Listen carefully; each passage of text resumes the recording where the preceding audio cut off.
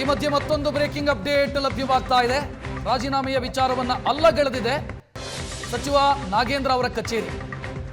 CM ಜೊತೆ ಇದರ ಬಗ್ಗೆ ಚರ್ಚೆಯಾಗಿಲ್ಲ ಅಂತ ಅವರ ಕಚೇರಿ ಮೂಲಗಳು ಹೇಳ್ತಾ ಇದೆ. ರಾಜೀನಾಮೆ ಪ್ರಸ್ತಾಪದ ವಿಚಾರವನ್ನ ಸಿಎಂ ಕಚೇರಿ ಮೂಲಗಳು ಕೂಡ ಈಗ ಖಚಿತಪಡಿಸ್ತಾ ಇಲ್ಲ. ನಾಗೇಂದ್ರ ಕಚೇರಿ ಮತ್ತು ಸಿಎಂ ಕಚೇರಿ ಎರಡು ಕಡೆಯಿಂದಲೂ ಬರ್ತಾ ಇರುವಂತ ಒಂದು ಮಾಹಿತಿ ಅಂತಂದ್ರೆ, ಈ ಸುದ್ದಿಯನ್ನ ಅವರು ಅಲ್ಲಗಳಿತಾನೂ ಇಲ್ಲ, ನಿಜ ಅಂತಾನೂ ಕೂಡ ಹೇಳ್ತಾ ಇಲ್ಲ. ಚರ್ಚೆಯಾಗಿಲ್ಲ ಅಂತ ಹೇಳ್ತಾ ಇದ್ದಾರೆ ಸದ್ಯಕ್ಕೆ. ಆ ಕಡೆ ಅಲ್ಲಗಳೆಯುವಂತ ಕೆಲಸಗಳು ಕೂಡ ಆಗ್ತಾ ಇಲ್ಲ, ನಿಜ ಅನ್ನೋದು ಕೂಡ ಆಗ್ತಾ ಇಲ್ಲ. ಚರ್ಚೆಯಾಗಿದೆ ಅನ್ನುವಂಥ ಸುದ್ದಿ ಓಡಾಡ್ತಾ ಇದೆ. ನಾಗೇಂದ್ರ ಫೋನ್ ಮಾಡಿ ಮಾತನಾಡಿದ್ದಾರೆ ಮುಖ್ಯಮಂತ್ರಿ ಜೊತೆಗೆ.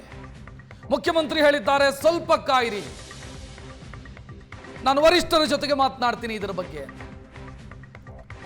ನಾಗೇಂದ್ರ ಅವರಿಗೆ ರಾಜೀನಾಮೆಯ ಸನ್ನಿವೇಶ ಅನಿವಾರ್ಯತೆ ಆಗಿತ್ತಾ ಅನ್ನೋದು ಈಗಿರುವಂಥ ಪ್ರಶ್ನೆ. ಯಾಕಂತಂದ್ರೆ ತನ್ನ ಸಚಿವ ಸ್ಥಾನವನ್ನು ಉಳಿಸಿಕೊಳ್ಳೋದಕ್ಕೆ ಮಾಡಬೇಕಾದಂಥ ಎಲ್ಲ ಪ್ರಯತ್ನವನ್ನು ಮಾಡಿದರು. ಒಂದು ಹತಾಶ ಪ್ರಯತ್ನ, ಮೊನ್ನೆ ಪ್ರತಿಭಟನೆಗಳಾಯಿತು. ವಾಲ್ಮೀಕಿ ಸಮುದಾಯಕ್ಕೆ ಅನ್ಯಾಯ ಆಗ್ತಿದೆ, ದಲಿತರನ್ನ ಟಾರ್ಗೆಟ್ ಮಾಡಲಾಗ್ತಾ ಇದೆ. ಒಂದು ಡೆಸ್ಪರೇಟ್ ಅಟೆಂಪ್ಟ್ ಅದು. ಸಚಿವ ಸ್ಥಾನವನ್ನು ಉಳಿಸಿಕೊಳ್ಳೋದಕ್ಕೋಸ್ಕರ ಹತಾಶ ಪ್ರಯತ್ನವನ್ನು ಮಾಡಲಾಯಿತು. ಅನಿವಾರ್ಯ ಸ್ಥಿತಿ ನಿರ್ಮಾಣ ಆಗಿದೆ. ರಾಜಕೀಯವಾಗಿ ಪ್ರಯೋಗಿಸಿದ ಅಸ್ತ್ರ ನಿರೀಕ್ಷಿತ ಪ್ರಮಾಣದಲ್ಲಿ ಯಶಸ್ಸು ಕಂಡಿಲ್ಲ. ಅವರು ಪ್ರಯೋಗಿಸಿದ ಅಸ್ತ್ರ ಯಾವುದು? ಸಂವಿಧಾನದ ಪುಸ್ತಕವನ್ನು ಕೈಯಲ್ಲಿ ಹಿಡ್ಕೊಂಡ್ರು, ನಾನು ದಲಿತ ಅನ್ನೋ ಕಾರಣಕ್ಕಾಗಿ ಟಾರ್ಗೆಟ್ ಆಗ್ತಾ ಇದ್ದೀನಿ ಅನ್ನೋ ಸಮರ್ಥನೆಯನ್ನು ಕೊಟ್ಟರು. ಆಗ ಬಿಜೆಪಿ ಪ್ರಶ್ನಿಸಿದ್ದು, ನೀವು ದಲಿತರು ಹೌದು, ನೀವು ದಲಿತರು ಅನ್ನೋ ಕಾರಣಕ್ಕಾಗಿ ಟಾರ್ಗೆಟ್ ಮಾಡ್ತಾ ಇಲ್ಲ. ಹಂಗೆ ಮಾಡಿದರೆ ಸತೀಶ್ ಜಾರಕಿಹೊಳಿ ಅವರನ್ನು ಟಾರ್ಗೆಟ್ ಮಾಡಬೇಕಿತ್ತು, ರಘುಮೂರ್ತಿ ಅವರನ್ನು ಕೂಡ ಟಾರ್ಗೆಟ್ ಮಾಡಬೇಕಿತ್ತು. ಅವರನ್ನು ಮಾಡಿಲ್ಲ ನಾವು. ಮತ್ತು ವಾಲ್ಮೀಕಿ ನಿಗಮದ ದುಡ್ಡು ಯಾರಿಗೆ ಸೇರಿತ್ತು? ಅದು ದಲಿತರಿಗೆ ಸೇರಿದಂಥ ದುಡ್ಡು. ಅದನ್ನ ಅದರಲ್ಲಿ ಭ್ರಷ್ಟಾಚಾರ ಮಾಡಿದವರು ನಾನು ಈ ಜಾತಿ ಅನ್ನೋ ಕಾರಣಕ್ಕಾಗಿ ಹೇಗೆ ಸಮರ್ಥಿಸಿಕೊಳ್ಳೋದಕ್ಕೆ ಸಾಧ್ಯ ಅನ್ನೋ ಪ್ರಶ್ನೆಯನ್ನು ಬಿಜೆಪಿ ಮತ್ತು ಜೆಡಿಎಸ್ ರೈಸ್ ಮಾಡಿತ್ತು. ಈ ಪ್ರಶ್ನೆಗೆ ಕಾಂಗ್ರೆಸ್ನಿಂದ ಸಮರ್ಪಕವಾದಂಥ ಉತ್ತರ ಬರಲಿಲ್ಲ ಅಥವಾ ಸಮರ್ಥನೆ ಬರಲಿಲ್ಲ. ಅನಿವಾರ್ಯ ಸ್ಥಿತಿ ನಿರ್ಮಾಣ ಆಗಿತ್ತು ರಾಜೀನಾಮೆಗೆ ಸಂಬಂಧಿಸಿದಂತೆ. ಈಗೊಂದು ಬೆಳವಣಿಗೆ ನಡೀತಾ ಇದೆ. ವಾಲ್ಮೀಕಿ ನಿಗಮದ ಅಕ್ರಮದಲ್ಲಿ ನಾಗೇಂದ್ರ ಅವರಿಗೆ ಸಂಕಷ್ಟ ಶುರುವಾಗತ್ತಾ ಅನ್ನೋದು ಈಗಿರುವಂಥ ಪ್ರಶ್ನೆ. ಯಾಕಂತಂದ್ರೆ ರಾಜ್ಯಪಾಲರ ಅಂಗಳದಲ್ಲಿ ಪ್ರಾಸಿಕ್ಯೂಷನ್ನ ವಿಚಾರ ಇದೆ. ಸಿಬಿಐ ತನಿಖೆ ಮಾಡಿದೆ, ಅಭಿಯೋಜನೆಗೆ ಅನುಮತಿಯನ್ನು ಕೇಳಿ ಲೋಕಭವನದ ಕದ ತಟ್ಟಿದೆ. ರಾಜ್ಯಪಾಲರು ಅನುಮತಿ ಕೊಟ್ರೆ ಸಿಬಿಐ ಅಭಿಯೋಜನೆಗೆ ಅವಕಾಶವನ್ನು ಪಡ್ಕೊಳ್ಳುತ್ತೆ. ತನಿಖೆ ಮಾಡಿರುವಂತ ಸಿಬಿಐ ಕೋರ್ಟ್ ಅಂಗಳದಲ್ಲಿ ವಿಚಾರಣೆಗೆ ಅನುಮತಿಯನ್ನು ಕೇಳಿರೋದು. ಇಡಿಗೆ ಆಲ್ರೆಡಿ ಅನುಮತಿ ಸಿಕ್ಕಿದೆ. ಇಡಿ ಚಾರ್ಜ್ ಶೀಟ್ ಮಾಡಿದೆ, ಅದು ಕೋರ್ಟ್ ಅಲ್ಲಿದೆ. ಆ ಕೇಸಲ್ಲಿ ಅವರು ಬೇಲ್ ಪಡ್ಕೊಂಡಿದ್ದಾರೆ.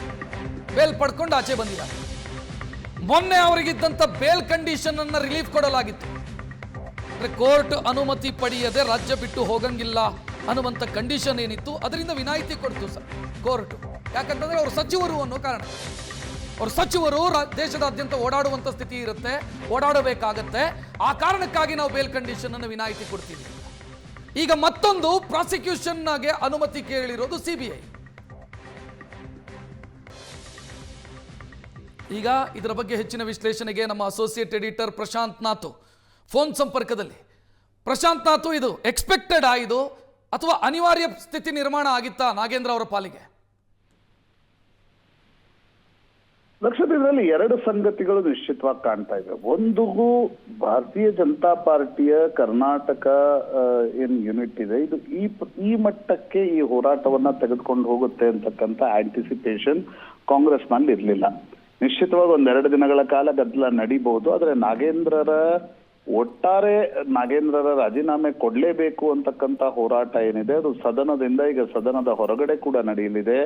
ಸುಮಾರು 170 ಕಿಲೋಮೀಟರ್ ಅಂದ್ರೆ 7 ರಿಂದ 8 ದಿನಗಳ ಕಾಲ ಭಾರತೀಯ ಜನತಾ ಪಾರ್ಟಿ ರಾಯಚೂರಿನಿಂದ ಬಳ್ಳಾರಿವರೆಗೆ ಪಾದಯಾತ್ರೆಯನ್ನ ಘೋಷಿಸಿದೆ. ಆ ಪಾದಯಾತ್ರೆ ಹೆಚ್ಚು ಕಡಿಮೆ 1 ತಿಂಗಳ ಕಾಲ ಸುದ್ದಿಯಲ್ಲಿರುತ್ತೆ.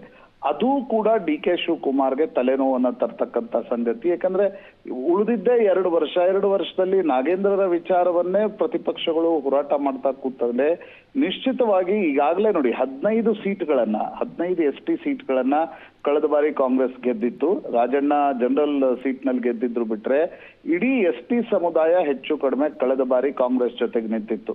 ರಾಯಚೂರಿನಿಂದ ಬಳ್ಳಾರಿಗೆ ಪಾದಯಾತ್ರೆಯ ಅರ್ಥ ರಾಮುಲು ಮತ್ತೊಮ್ಮೆ ಎಮರ್ಜ್ ಆಗ್ತಕ್ಕಂಥ ಸಂಗತಿ.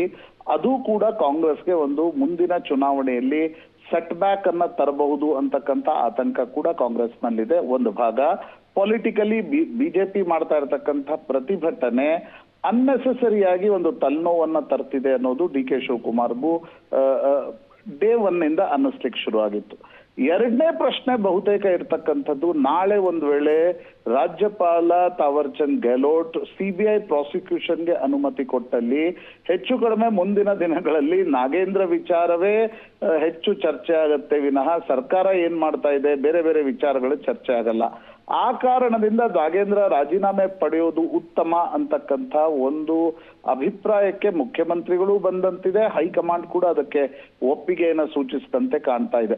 ಯಾಕಂದ್ರೆ ಸಂಪುಟ ರಚನೆಯ ವೇಳೆ ನಾಗೇಂದ್ರರನ್ನ ತೆಗೆದುಕೊಳ್ಳಲೇಬೇಕು ಅಂತಕ್ಕಂಥ ಒಂದು ಒತ್ತಡ ಹೈಕಮಾಂಡ್ ನಲ್ಲಿತ್ತು. KC ವೇಣುಗೋಪಾಲ್, ರಣದೀಪ್ ಸಿಂಗ್ ಸುರ್ಜೇವಾಲಾ ಕೂಡ ಇಲ್ಲ ನಾಗೇಂದ್ರರನ್ನ ತೆಗೆದುಕೊಳ್ಳಲೇಬೇಕು ಅಂತಕ್ಕಂಥದನ್ನ ಹೇಳ್ತಾ ಇದ್ರು. ಬಿಜೆಪಿ ಆರೋಪಿಸ್ತಾ ಇರುವ ಪ್ರಕಾರ ನಾಗೇಂದ್ರರನ್ನ ಸಂಪುಟದಲ್ಲಿ ತೆಗೆದುಕೊಳ್ಳದೇ ಇದ್ರೆ ಅವರು ನಾಳೆ ಕಾಂಗ್ರೆಸ್ನ ಇತರ ನಾಯಕರ ಹೆಸರನ್ನ ಹೇಳಬಹುದು ಅಂತಕ್ಕಂಥದ್ದು ಬಿಜೆಪಿಯ ಆರೋಪವಾಗಿತ್ತು. ಅದು ಕೋಇನ್ಸಿಡೆಂಟಲಿ ಅದಕ್ಕಾಗಿ ನಾಗೇಂದ್ರನ್ನ ತೆಗೆದುಕೊಳ್ಳಾಯ್ತಾ, ಈಗ ನಾಗೇಂದ್ರರ ಮನವೊಲಿಸಿ ಅವರನ್ನ ಕೈ ಬಿಡ್ತಕ್ಕಂಥ ಒಂದು ಪ್ರಯತ್ನವನ್ನ ಕಾಂಗ್ರೆಸ್ ಹೈಕಮಾಂಡ್ ಮತ್ತು ಮುಖ್ಯಮಂತ್ರಿಗಳು ಸಹಿತವಾಗಿ ಮಾಡ್ತಾ ಇದ್ದಾರಾ ಅನ್ನುವ ಪ್ರಶ್ನೆ ಉದ್ಭವಿಸುತ್ತೆ. ಇವತ್ತು ನಾಗೇಂದ್ರ ಮುಖ್ಯಮಂತ್ರಿ ಡಿ ಕೆ ಶಿವಕುಮಾರ್ ಜೊತೆಗೆ ಫೋನ್ ಮೂಲಕ ಮಾತನಾಡಿದ್ದಾರೆ. ನಾನ್ ರಾಜೀನಾಮೆಗೆ ರೆಡಿ ಇದ್ದೀನಿ ಅಂತಕ್ಕಂಥದ್ದನ್ನ ಹೇಳಿದ್ದಾರೆ ಅನ್ನೋದು ಕಾಂಗ್ರೆಸ್ ಮೂಲಗಳಿಂದಲೇ ಬರ್ತಾ ಇರತಕ್ಕಂಥ ಮಾಹಿತಿ. ನಾಗೇಂದ್ರ ಆಫೀಸ್ ಅದನ್ನ ನಿರಾಕರಿಸಿದೆ.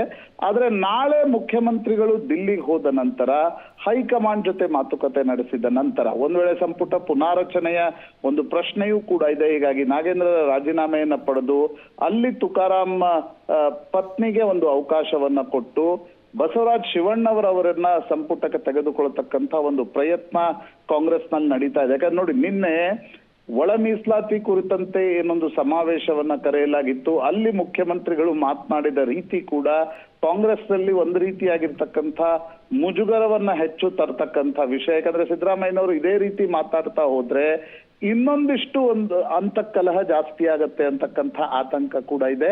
ಆ ಕಾರಣದಿಂದ purely as a part of headline management ಅನ್ಸುತ್ತೆ. ಯಾಕಂದ್ರೆ ಡಿ ಕೆ ಶಿವಕುಮಾರ್ ಕೂಡ ಹೆಡ್ಲೈನ್ ಮ್ಯಾನೇಜ್ ಮಾಡಬೇಕು ಅಂತಕ್ಕಂಥ ಪ್ರಯತ್ನವನ್ನ ಮಾಡ್ತಾ ಇದ್ರು. ಏಕಾಏಕಿ ಸದನ ಶುರು ಆದಾಗ ಬಿಜೆಪಿ ಪ್ರತಿಭಟನೆಯನ್ನ ಜೋರುಗೊಳಿಸ್ತು. ಬಿಜೆಪಿ ಆ ಪ್ರತಿಭಟನೆಯನ್ನ ರಾಯಚೂರು ಬಳ್ಳಾರಿವರೆಗೆ ತೆಗೆದುಕೊಂಡು ಹೋಗ್ತಿದೆ. ಅದನ್ನ ತಡೆಯುವ ಪ್ರಯತ್ನದ ಭಾಗವಾಗಿ ನಾಗೇಂದ್ರ ರಾಜೀನಾಮೆ ಕೊಡೋದು ಅನಿವಾರ್ಯ ಅಂತಕ್ಕಂಥ ಸ್ಥಿತಿ ಕಾಂಗ್ರೆಸ್ ನಲ್ಲಿದೆ. ಪ್ರಶಾಂತ್, ಈಗ ಡಿ ಕೆ ಶಿವಕುಮಾರ್ ಅವರು ಮುಖ್ಯಮಂತ್ರಿ ಆದ ನಂತರ ಈಗ ಇವತ್ತೆಲ್ಲಾದರೂ ನಾಗೇಂದ್ರ ಅವರು ರಾಜೀನಾಮೆ ಕೊಟ್ಟರು ಅಂತ ಅಂದ್ಕೊಂಡ್ರು ಕೂಡ ಇದು ಮತ್ತೊಂದು ಮುಜುಗರ.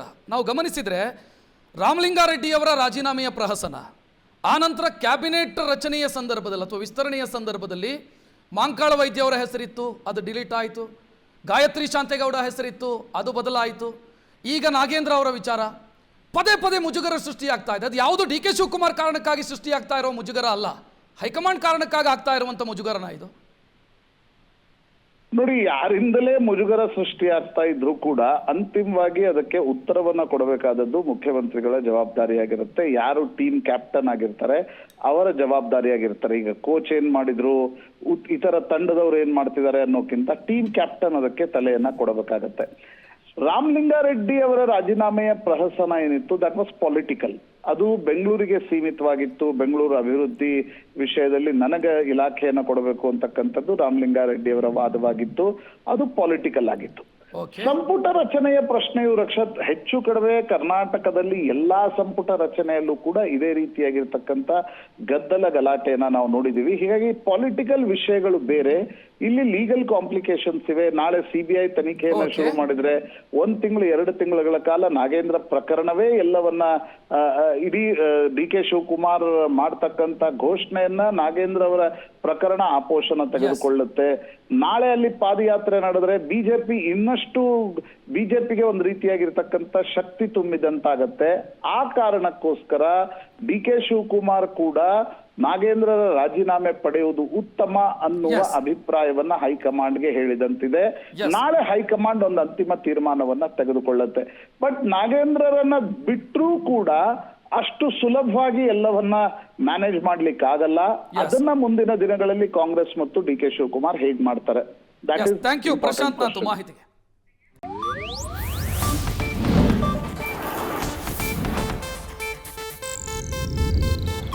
ಇದು ಏಷ್ಯಾನೆಟ್ ನ್ಯೂಸ್ ನೆಟ್ವರ್ಕ್ ಪ್ರಸ್ತುತಿ.